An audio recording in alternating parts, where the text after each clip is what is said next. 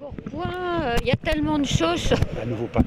Ah, comment tu l'as senti ce type-là? Ah mais il m'a pas touché. Hein. Moi personnellement, je suis athée, donc oui, d'accord. voilà.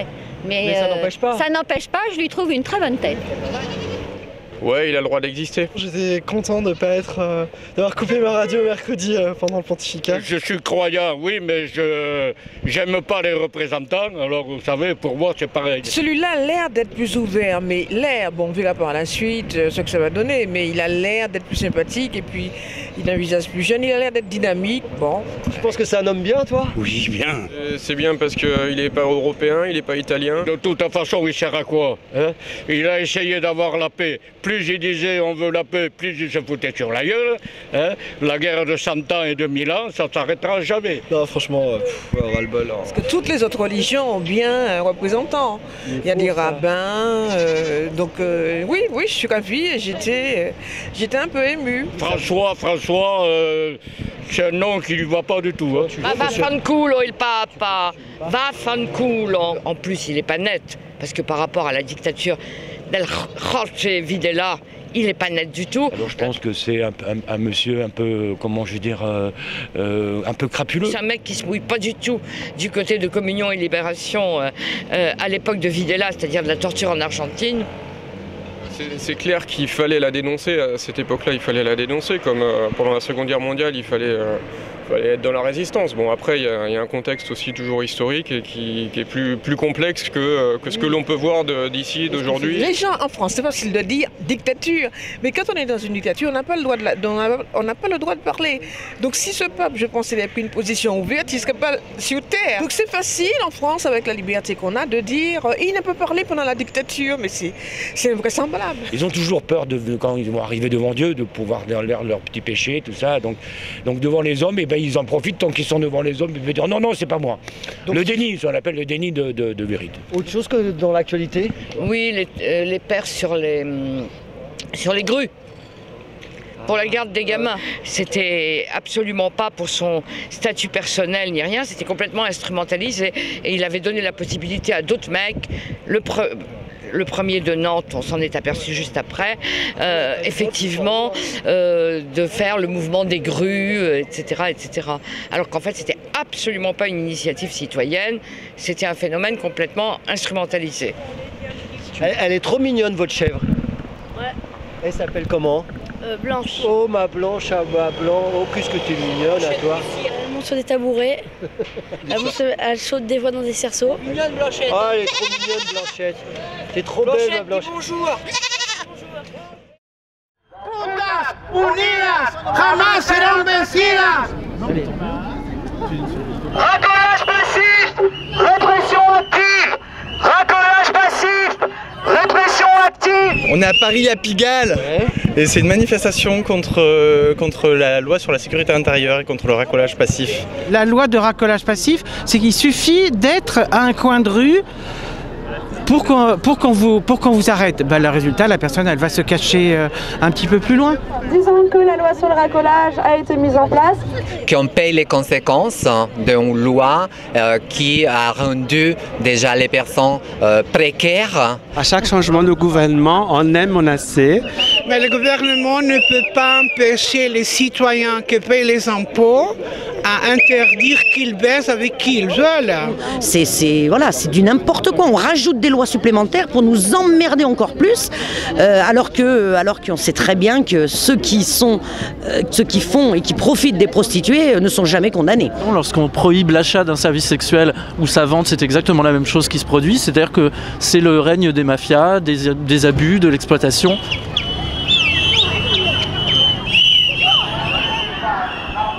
S'il y a un métier qu'on doit choisir, c'est bien celui-là, parce qu'il est particulier, il faut avoir certaines compétences que tout le monde n'a pas. Ce n'est pas un métier, c'est une fonction.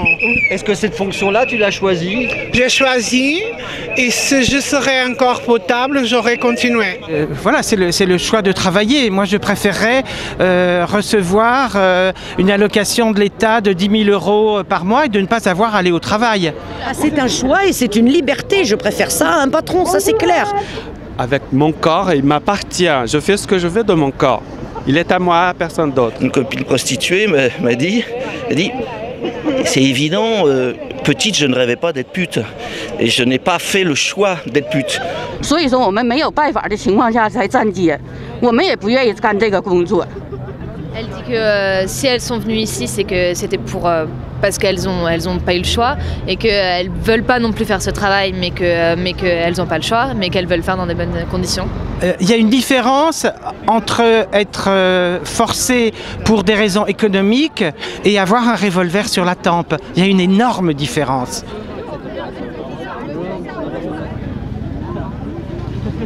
La prostitution recouvre des réalités très différentes et on ne peut pas faire un amalgame en disant il y a la prostitution. Non, il y a les prostitutions. Alors il y a la question trans, il y a un problème quand même, c'est que autant je comprends que ce soit une décision personnelle, mais pour les trans, le marché du travail leur est fermé et donc c'est une quasi-alternative qui leur est imposée. Et là je suis pas d'accord. Il y a une trans sans papier péruvienne qui s'appelait Cassandra, qui s'est fait étrangler. Les agresseurs ont essayé de répandre de l'essence sur son corps après, de la brûler vive. Pourquoi ce crime s'est passé? Parce qu'elle était obligée de se cacher dans la forêt, loin des rafles policières.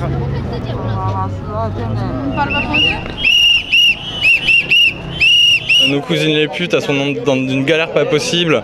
De plus en plus, elles sont obligées de s'exclure des centres-villes, dans les bois, dans des endroits où nous, on a beaucoup de mal à aller pour faire de la prévention. Toutes les lois qui sont répressives et qui enlèvent des droits, qui empêchent les acteurs de prévention de faire leur travail, mettent les travailleuses du sexe dans des situations de vulnérabilité, dans des situations de clandestinité et ne facilitent pas du tout le désir de se protéger, le désir de dépistage, le désir de soigner si on est infecté. Donc c'est contraire à la santé publique. On est fiers, Belkacem, c'est la guerre. On est pute, on est fiers, Belkacem, c'est la guerre. Madame Belkacem, elle a peut-être une bonne intention parce qu'elle est préoccupée de quelque chose qui est un sujet sociétal depuis des années, des décennies. Elle a décidé de nous abolir, de nous éradiquer, de nous faire disparaître. Donc c'est elle qui a déclaré la guerre. C'est d'ailleurs la première chose qu'elle a fait en tant que ministre des droits des femmes, c'est de vouloir en supprimer à certaines. Il faut que d'abord, elle s'engage dans son ministère pour protéger, pour donner la voix à nous-mêmes. On aimerait lui dire qu'elle n'est pas la mauvaise idée de vouloir remplacer ça par une pénalisation des clients, parce qu'on ne remplace pas une injustice en commettant une autre. Simone de Beauvoir en 49, qui est une féministe, il me semble, disait mais la prostitution c'est le corollaire du mariage. Donc elles ont toutes leur place.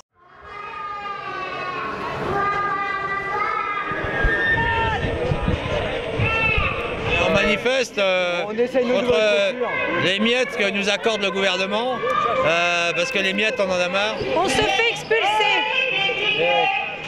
Et ils veulent pas nous reloger. Nous, on veut l'arrêt des expulsions toute l'année, dès lors qu'il n'y a pas de solution de relogement pour les gens. On est fatigués, on a marre. On veut logement, c'est tout. Je veux un appartement. De tout, de rien. Un appartement pour mes enfants parce que j'ai des punaises qui piquent mes petits tous les jours. J'en ai marre d'y aller chez le médecin tous les jours. La loi, elle dit tout simplement que toute personne sans abri doit être maintenue dans son hébergement jusqu'à une orientation vers une structure de soins, s'il est malade, vers un hébergement de stabilité, c'est-à-dire de stabilisation, ou un relogement. Ils font quoi? Ils les mettent à la rue tous les matins, les sans-abri. Vous auriez pu être vachement loin de tout ça, vous dans... Ouais, je suis loin de tout ça d'ailleurs. Bah oui, je suis loin.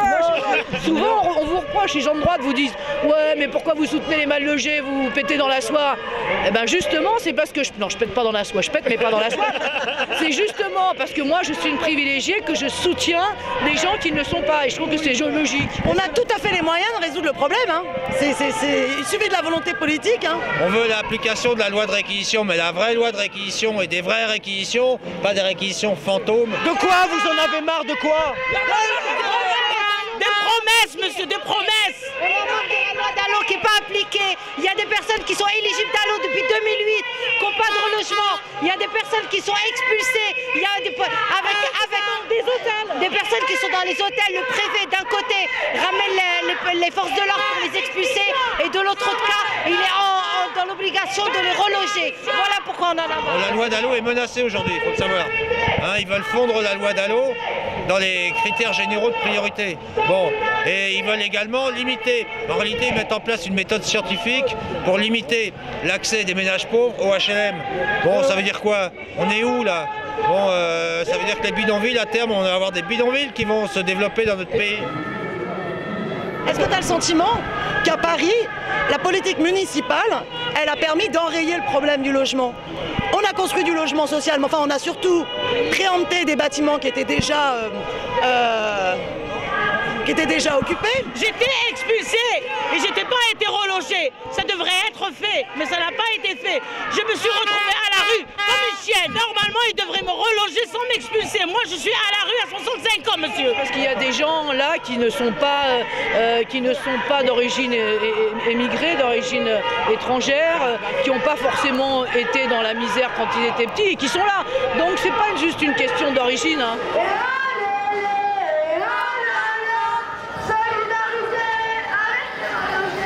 Il faut admettre que les papiers doivent être donnés aux hommes pour tous et pas seulement à certains. Ne confondons pas ce qui est nécessaire à tous et ce qui est nécessaire à chacun. C'est vrai qu'il faut aussi rompre à la fois avec les politiques libérales et leur logique spéculative et rompre avec les politiques d'austérité. C'est mesure de rigueur sur mesure de rigueur. Donc à la limite, on se demande s'ils ne vont pas nous passer des mesures encore plus dures au niveau du logement que celles qui avaient osé passer la droite. Ça peut s'améliorer. On n'atteint pas un objectif, mais on s'en approche.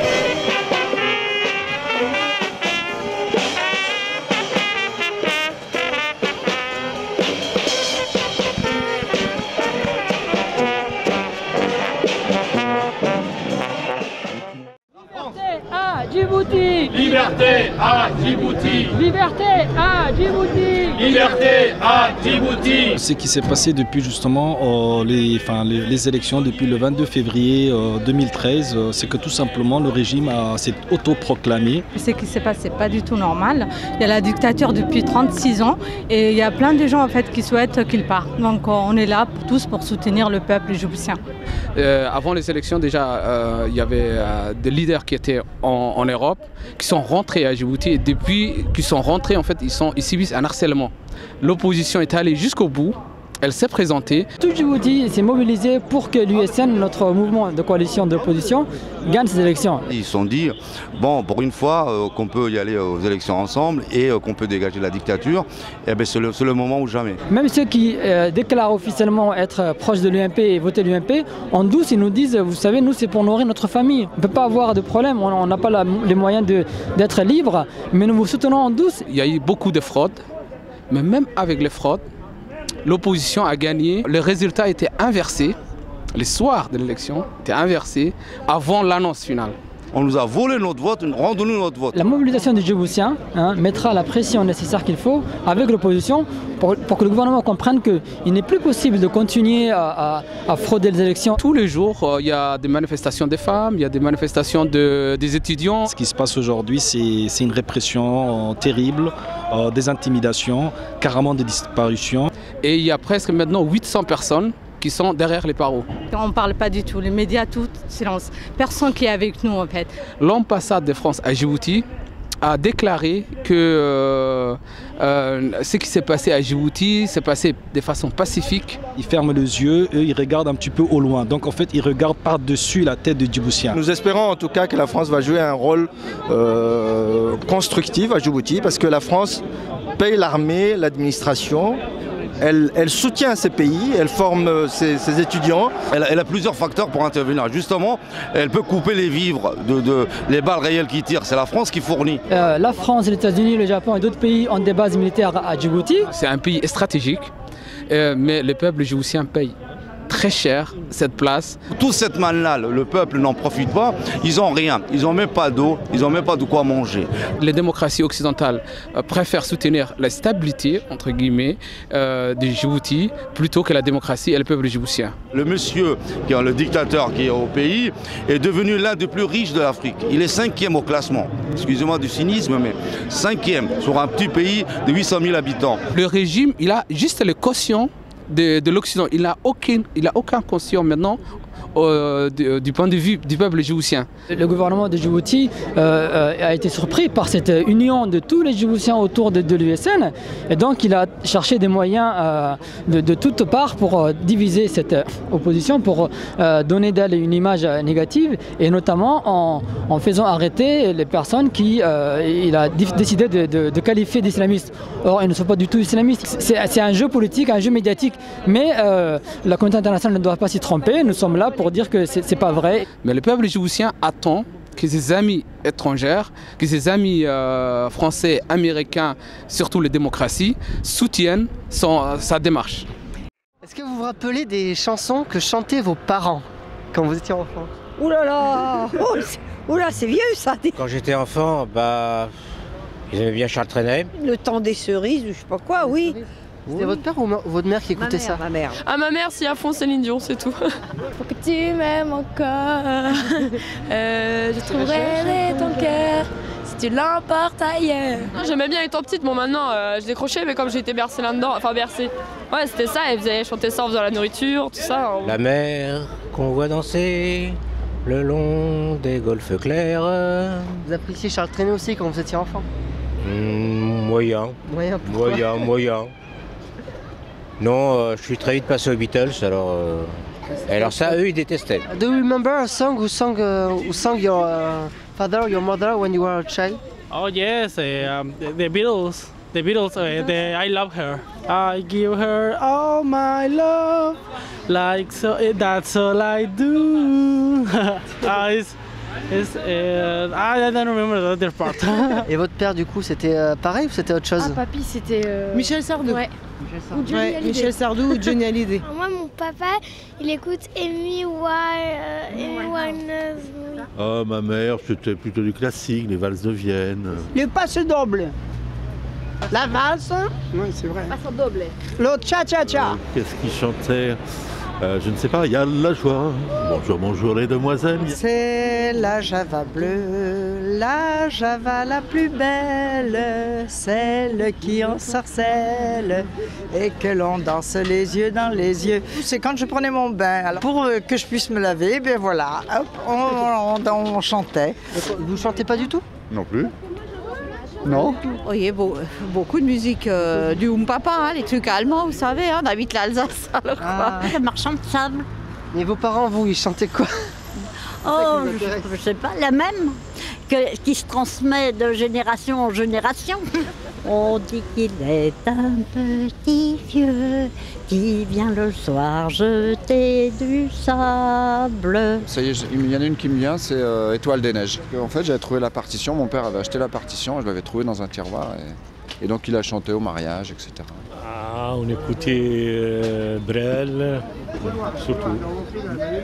Et votre maman, elle aimait Brel aussi? Non, maman, non, elle n'écoute personne, maman. C'était Abdelhalim. Oui. Et maman et papa. Et ma mère, elle adorait Kulthum. بحلم بيك أنا بحلم بيك وبأشواقي مستنيك وما سألتش فيا يبقى كفاية عليا. Mais surtout Edith Piaf, moi. Mon papa, il pleurait tout le temps quand il écoutait Edith Piaf, alors ça, je m'en souviens. Non, rien de rien. Non, je ne regrette rien. C'était quelqu'un qui développait une émotion particulière. Voilà. Mon père? Oui. Il écoutait Tino Rossi, Tino Rossi. C'était de la belle chanson. Moi, personnellement, au niveau musical, j'aime pas trop, mais c'est vrai que ça me rappelle mon enfance, donc c'est plutôt de la nostalgie. Quand tu descendras du ciel, n'oublie pas mes petits souliers. Voilà, c'est tout. Bon, amusez-vous. Merci beaucoup.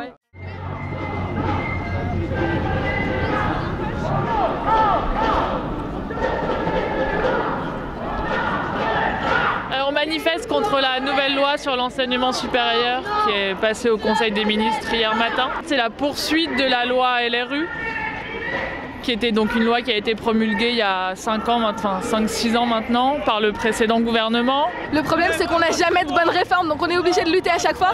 Et on lutte tout le temps, les gens nous voient manifester tout le temps et ça brouille le message. Enfin, mais pourquoi ça râle encore? Il y a eu un simulacre de négociation avec les assises de l'enseignement supérieur et de la recherche qui ont été organisées de manière extrêmement biaisée. On se dit ah oui mais finalement il est avec nous ce gouvernement, il s'appelle socialiste, donc ça calme les gens. Et si on s'aperçoit d'un moment qu'ils font la même chose, ça décourage encore plus. Pécresse l'a aimé, Fioraso l'a fait. Le changement, c'est pire qu'avant. La LRU numéro 1 était déjà la mise en concurrence des personnels enseignants, une espèce de grosse arnaque à l'autonomie qui était en fait, l'idée c'était de rompre l'université et que en fait ce qu'on appelle l'autonomie c'est que l'université se paie elle-même ses crédits et que l'État se désengage. Il y a 86 universités, établissements d'enseignement supérieur en France et ce serait l'idée de les regrouper pour faire des pôles qui seraient en concurrence les uns avec les autres pour les dotations. Ceux qui n'ont pas les moyens, les petites facs, les petits établissements de recherche, et ben, ils se retrouvent à essayer de chercher des crédits là où ils peuvent et puis ils n'en trouvent pas parce qu'il n'y a plus d'argent. Hein. C'est les étudiants qui vont payer tout ça, les droits vont augmenter, ça veut dire que les gens des couches défavorisées de la société n'auront plus le droit d'avoir des études gratuites. Pas besoin d'aller voir aux États-Unis ou en Angleterre ou machin, aller voir à Dauphine, ce que ça peut faire la privatisation des facs. Donc ils ont le droit de pratiquer un peu les tarifs, les frais d'inscription qu'ils veulent, de sélectionner à l'entrée dès la licence. Et le résultat c'est que y a un seul public là-bas, il n'y a pas de fils ouvriers à Dauphine, hein. C'est une fac autonome donc qui gère toute seule. Et pour qui ça marche très bien, c'est une des meilleures facs, mais c'est pas une fac populaire. De où je viens, en Latine-Amérique, cette loi-là, on la vit déjà, c'est vraiment minable. On est obligé de voyager dans des autres endroits pour chercher une meilleure façon de voir les choses, de pouvoir étudier. Fac fermée aux intérêts privés. C'est des lois qui continuent à confondre université et entreprise. C'est-à-dire qu'on demande à l'université de faire en fait le boulot que faisaient auparavant les laboratoires des entreprises privées. J'ai envie que la recherche scientifique soit libre de tout financement et de tout lobby économique. Si typiquement notre université est financée essentiellement par des entreprises privées, qu'il y a un chercheur qui s'aperçoit que précisément il y a un des produits de cette entreprise qui pose un problème de santé publique ou d'atteinte aux droits de l'homme ou n'importe quoi de ce genre-là, est-ce qu'il va oser le dire? Disons que l'université n'est plus indépendante dans ses formations et ça n'est plus les chercheurs et les enseignants-chercheurs qui décident du contenu des formations. Tu la vois comment toi l'université dans 10 ans? Je vois des formations avec marqué comme partenaire Bricorama, comme ça existe déjà, formation totale, formation TAC, formez-nous pour ce métier, pour cette entreprise. La grande illusion qu'on propose aux Français, c'est de leur dire ben voilà, les entreprises elles vont vous dire ce qu'il faut pour avoir un travail. Alors bien sûr les parents ils sont là, formidable, nos gamins vont avoir un travail. Alors ce qui est une fantastique erreur. C'est comme dans un peu tous les domaines du libéralisme, hein, on ne voit pas au-delà de 3 ans, 5 ans et puis le futur on prépare rien pour l'avenir. Il n'y a pas que le côté pédagogique, mais il y a aussi sa liberté de penser, la liberté, le fait de pouvoir se réunir autour d'idées. Et c'est là qu'elle est l'innovation. C'est pas dans la création de clusters économiques, c'est pas dans la valorisation des territoires pour faire des grosses zones commerciales, des grosses zones économiques.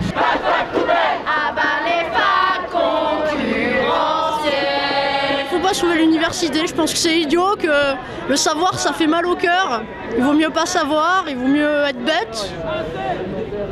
Comme ça, on n'est pas embêté par la politique, on n'est pas embêté par la vie dehors. On estime à 50 000 personnes les gens qui sont sur des statuts de précaires en CDD, en vacation, etc., qui permettent de faire tourner nos laboratoires et nos universités et qui n'ont aucune perspective d'emploi un petit peu stabilisée.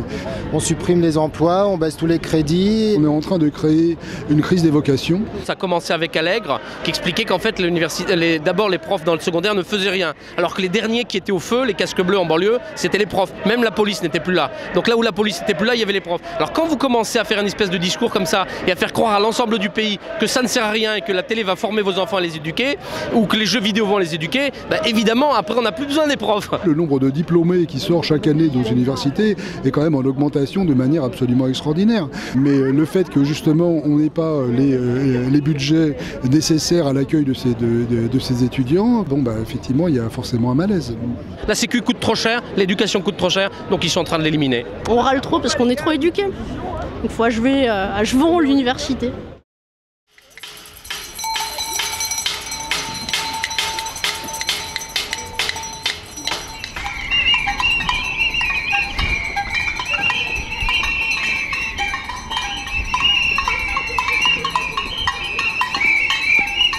Est-ce que vous savez ce qui se passe? Oui, je crois que c'est un papa qui va être expulsé, non? Papa d'un petit garçon qui est ici. On est là pour soutenir le monsieur Su qui est en détention et pour demander à ce qu'il soit libéré. On fait du bruit, voilà, on fait du bruit pour être entendu. Et c'est ludique pour les enfants qui rentrent à l'école. Les petits qui sont tout petits, hein. On va pas leur faire peur, crier. Ce papa est sans papier, il a été arrêté parce qu'il est sans papier. Mettre le papa de Clément en centre de rétention, c'est pas forcément la priorité. Je pense que c'est pas forcément quelqu'un qui est dangereux, qui a besoin d'être arrêté. Mais il faut dire que ce papa est en France depuis 10 ans. Après avoir été en France aussi longtemps, en ayant un enfant qui est né en France, scolarisé dans cette école,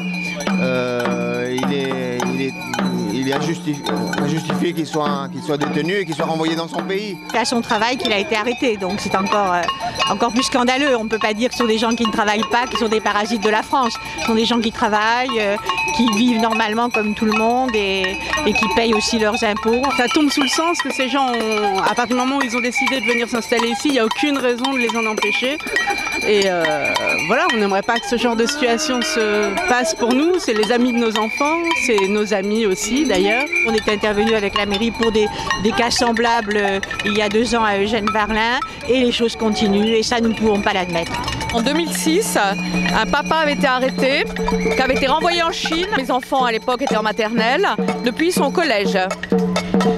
Et j'aurais bien voulu que ça s'arrête. Je pensais que c'était plutôt ce genre de pratique qui était lié à notre ancien gouvernement. Je suis tout à fait déçue de la politique d'immigration de M. Valls. C'est quoi ça? Une cloche de vache. Vous voulez leur sonner les cloches? Oui, pourquoi pas. La circulaire Valls, c'est la circulaire qui change un petit peu la loi CESEDA, qui offre la possibilité, sous certains critères, à des gens d'être régularisés. Il faut avoir 5 ans de présence, avoir un enfant qui est scolarisé depuis plus de 3 ans. Ce monsieur ne rentre pas dans la circulaire parce que son enfant est trop petit. Sa femme est toute seule avec l'enfant et bon, on se demande ce qui va se passer. Je pensais qu'il y aurait plus de monde de l'école, mais on l'a su qu'hier aussi, donc peut-être, mais non. Il n'y a pas assez de monde. Je pense que les gens sont assez sensibles à cette problématique-là. Après, est-ce que c'est en mesure de faire changer les choses? C'est une autre question. Ça vous touche? Ouais, ça me touche beaucoup, ouais. On a des enfants, bien sûr, ça touche tout le monde. Hein. Il n'y avait qu'à attendre un mois. Dans un mois, Monsieur Sou peut aller se faire régulariser. Et le sera, s'il sort. Moi, j'ai soutenu des gens qui ont été régularisés. Ça leur permet d'avoir une vie normale, aux enfants de mieux s'intégrer, à eux aussi, d'avoir un travail dans des conditions régulières, une sécurité sociale. La difficulté d'intégration, elle vient aussi du défaut d'accueil. C'est vrai que dans les situations actuelles, les gens pensent aussi à leurs problèmes. Mais là, c'est un problème qui nous concerne tous, hein. C'est un problème de justice. Les infirmières qui respectent parce qu'elles n'ont plus le temps de faire nos soins tels qu'on nous a appris à les faire dans les écoles. Aujourd'hui, on mobilise les usagers de la santé, vous, tout le monde, tous les citoyens, à notre cause. C'est vrai qu'on s'est rassemblés sur l'esplanade des droits de l'homme parce que le droit à la santé est aujourd'hui altéré, que le profit règne au détriment de ce droit. Et également, aujourd'hui, il y a 26 villes en France aussi qui font une action de mobilisation. C'est surtout que maintenant, il n'y a tellement plus de moyens nulle part que les infirmières, les aides-soignantes sont épuisées. Il y a du burn-out, voilà. Vous voyez, les soignants meurent, la profession meurt. Et il y a beaucoup plus de suicides de soignants. Oui, presque limite. Tout à fait, oui, si, à craquer. Ça peut être de l'énervement, ça peut être des pleurs. Ça m'est arrivé de finir la journée en pleurs parce qu'au bout de 3 jours en 12 heures, vous ne pouvez pas avoir le sourire toute la journée. Le problème du burn-out, c'est que les gens s'arrêtent trop tard. Donc c'est ça. Et ça, donc, au-delà du fait que ça met en danger le soignant, ça met aussi en danger le patient. De toute façon, on est une des professions préférées des Français parce qu'effectivement, on est dévoués, etc. Que nos patients sont les prioritaires, que s'ils tombent, on va rester une demi-heure de plus pour les relever, le temps d'appeler le médecin, les pompiers et tout. Parce qu'il manque des effectifs dans les services et qu'on ne recrute pas, alors qu'il y a encore des infirmières, qu'il y a des infirmières au chômage maintenant, un chômage qui devient plus conséquent dans l'ouest, dans le sud de la France. Et que au fur et à mesure, on finit par ne plus compter, par ne plus rien compter de notre temps. Et on a en face, on n'a pas la reconnaissance. On est aussi des professionnels qui veulent défendre leur travail, les conditions de travail, mais aussi la qualité de leur travail. Et aujourd'hui, elle est mise à mal. Et puis, il y a aussi une pression de la part des directions pour toujours plus. Et donc, ça empêche justement de mettre ces moyens de défense en œuvre. On fait de la rentabilité au prix de la qualité. Voilà. C'est plus de la qualité de soins en fait. On fait plus du soin, on est dans la maltraitance. Quand un patient décède, il faut qu'il y ait une désinfection totale de la chambre. Eh bien, la désinfection n'a pas été faite et nous avons reçu un autre petit vieux. On soigne des êtres humains. C'est ça qu'il faut que les gens et le gouvernement entendent en fait. Voilà, on n'est pas à l'usine, on n'a pas des marchandises entre les mains. On a des êtres humains et les êtres humains ont juste un petit peu besoin d'humanité tout simplement. Bravo! C'est pas grave, on les encourage. Et notre mouvement, il a aussi pour souhait de durer dans le temps et de pouvoir être force de proposition justement pour amener à une réforme. Et ni nonnes ni plus jeunes, je suis tout à fait d'accord, elles ne sont pas suffisamment rémunérées. Le mouvement qui fait suite au mouvement de 88 qui était ni bonne, ni nonne, ni conne. On est nonnes surtout, on nous considère comme des nonnes depuis toujours parce que la métier d'infirmière à la base c'était quand même les bonnes sœurs. La cornette c'est fini. J'ai pas l'impression d'avoir une cornette sur la tête. Ça fait des années qu'on profite aussi de ces conditions-là et justement c'est un ras-le-bol qui commence à se manifester. La docilité, il ne faut pas en abuser. Et quelque part, on attend que la génération qui nous suit, justement, relève le défi de dire on n'est plus comme ça. Oui, sauf que là, on n'est plus dans le dévouement. Non, c'est fini, c'est fini, il faut dire stop, c'est fini, on n'est plus dans le dévouement.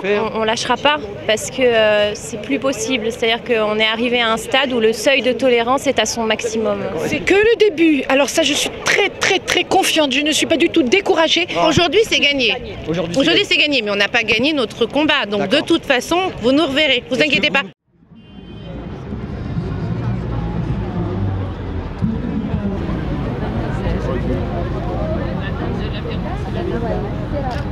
On est là pour dénoncer un problème national qui est les violences policières et les crimes policiers. J'ai perdu mon frère le 26 juin d'une balle qui a été tirée par un agent de la BAC de Millau. Je suis là suite au décès de mon fils qui est arrivé au mois de juin, il y a à peu près 10 mois, suite à un banal contrôle de police qui a mal tourné. Mon frère a été tué d'une balle dans le dos l'année dernière à Noisy-le-Sec. Donc par un policier à la suite d'un contrôle d'identité. Wissam, le jour de l'an, il a lancé une pierre sur une voiture de police. Il était un petit peu alcoolisé. Il s'est mis à courir, il s'est fait interpeller devant des témoins. Donc là, ils l'ont menotté. Et puis d'un coup, 9 voitures sont arrivées, ils l'ont lâché, ils l'ont tapé. Je suis venu pour soutenir M. Aledjeri. C'est arrivé le 9 juin 2009. On a été fait contrôler par la police. Il nous a massacrés, il nous a ramenés au commissariat. L'autre est mort, moi je suis vivant. On avait fait peur à mon fils, on lui a dit voilà tu vas y aller en garde à vue. Et mon fils avait déjà fait un petit peu de prison, il était terrorisé en fait. Il a sauté dans la Seine sans même réfléchir. À l'époque-là, j'ai 61 ans, lui il a 69, on n'est pas des voyous. Il nous a amenés direct au commissariat, tabassé, des coups de pied partout. Ça, j'oublie jamais. Lorsqu'on rabat la tête du menotté sur ses genoux, bon, si c'est maintenu plus de Une demi-minute, plus d'une demi-minute, c'est l'asphyxie. Vous voyez comment les gardes à vue, comment que ça se passe, comment les interpellations, c'est normal. C'est normal qu'ils ont la haine vers les policiers. Ils ne savent pas s'y prendre, ils sont très très violents avec ces jeunes. Les policiers, ils avaient des chiens ici, ils ont refusé que les autres jeunes ils sautent pour secourir mon fils. Alors qu'il était au milieu de la scène, il a dit « je coule, aidez-moi, je suis trop lourd, je coule ».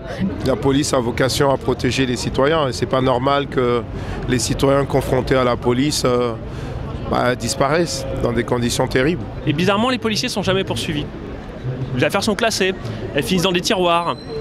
Et il n'y a personne qui s'insurge contre ça. La police, depuis Pasqua, a le sentiment qu'elle est couverte. Avec les familles de victimes, on réclame la justice, on les soutient et on dit que ce n'est pas seulement un problème familial, personnel, c'est aussi un vrai problème politique. Au début, on nous a fait croire que c'était un accident. Je précise, le procureur de la République de Rodez nous a bien affirmé que mon frère était mort d'un accident. Il a suffi de l'autopsie pour trouver la balle à l'aorte. Ils nous ont mis 6 mois pour nous rendre le corps. Là, ça fait 1 an et demi, on n'a toujours pas les résultats de la contre-autopsie. Ils ont trafiqué les photos, les analyses toxicologiques aussi. Dans le cas d'Aliziri, l'autopsie a révélé qu'il était effectivement mort d'asphyxie.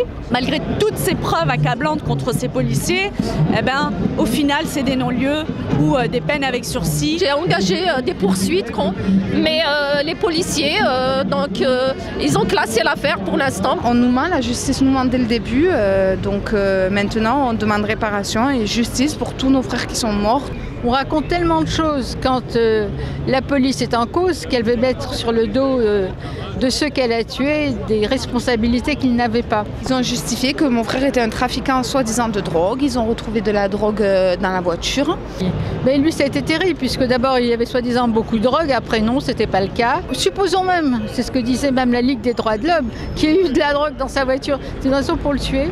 Nos frères, c'est pas des truands, nos frères, c'est pas des drogués. Il faut qu'ils arrêtent de mettre cette image instinctivement à chaque fois qu'un arabe il meurt d'une balle d'un policier ou un noir qui meurt de policier. Les gens qui sont assassinés sans qu'on le fasse exprès par les forces de l'ordre, en général, c'est des gens qui sont immigrés de la 2e génération ou de la 3e génération. Souvent, c'est des gens qui n'ont pas la peau blanche. On ne peut pas estimer que c'est une coïncidence, il n'est pas question de loto. Il doit bien y avoir quelque chose dans le fonctionnement de ce système qui cautionne. C'est quand même des gars de banlieue à chaque coup. Lorsqu'on est arabe ou noir, on n'a pas le droit de faire des erreurs. Il avait qu'à pas le jeter une pierre, ça on l'entend tous les jours. Il avait qu'à pas jeter une pierre. Pour une pierre, on a le droit de tuer quelqu'un. Avant même les crimes policiers, les crimes meurtriers, il y a tout un tas de racisme ou de discrimination institutionnelle qui légitime cette finalité. Donc les contrôles aux faciès par exemple, contre lesquels on lutte. Après, ils utilisent ce racisme-là parce que le blanc, celui qui n'a rien à voir, d'un côté ça le rassure de savoir que c'est pas un blanc qui s'est fait tuer mais un arabe. Ça le rassure que ce soit dans une banlieue. De toute façon les banlieues ils sont violents. Nous ne jetons pas l'opprobre sur toute la police. Nous voulons faire savoir que le fait d'être couvert laisse la place à une violence raciste le plus souvent. Et c'est là où c'est le plus dur à combattre, c'est quand une réalité raciste est invisible et insidieuse. Et ça, la France est experte en cela. Le fait de sanctionner, on va dire, les policiers ripoux, les policiers délinquants ou criminels, peut permettre d'améliorer les relations entre la jeunesse et la police.